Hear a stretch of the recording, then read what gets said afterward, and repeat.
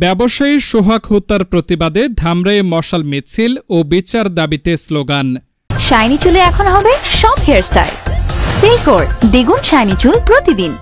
ঢাকার ধামরাইয়ে মিটফোর্ড হাসপাতালের সামনে ব্যবসায়ী সোহাগকে হত্যার প্রতিবাদে এবং দোষীদের দ্রুত গ্রেফতার ও শাস্তির দাবিতে বিক্ষোভ মিছিল ও প্রতিবাদ সমাবেশ অনুষ্ঠিত হয়েছে। শনিবার রাত 8:30টায় জাতীয় নাগরিক পার্টি এনসিপি ধামরাই উপজেলা শাখার উদ্যোগে আয়োজিত এই মশাল মিছিলে অংশ নেন বিভিন্ন পর্যায়ের নেতাকর্মীরা। চাঁদাবাজদের বিরুদ্ধে রুখে দাঁড়াও এই স্লোগানে মুখরিত হয় পুরো এলাকা। বক্তারা বলেন, এটি একটি পরিকল্পিত হত্যাকাণ্ড এবং এর সঙ্গে জড়িতদের দ্রুত আইনের আওতায় এনে দৃষ্টান্তমূলক শাস্তি দিতে হবে।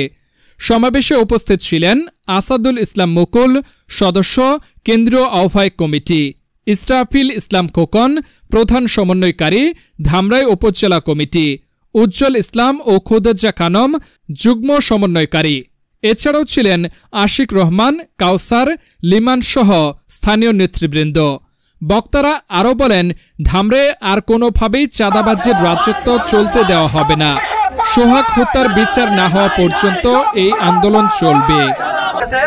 1, 2, 3, 4 চাঁদাবাজ আজকে আলটিমেটাম দিলাম, যদি আপনারা রাজনীতি করতে চান আপনাদের জন্য উন্মুক্ত দরজা আছে, আপনাকে সত্যি রাজনীতি করতে হবে। কোন চাঁদাবাজ 24 পরবর্তী বাংলাদেশে রাজনীতি করতে পারবে। আগামী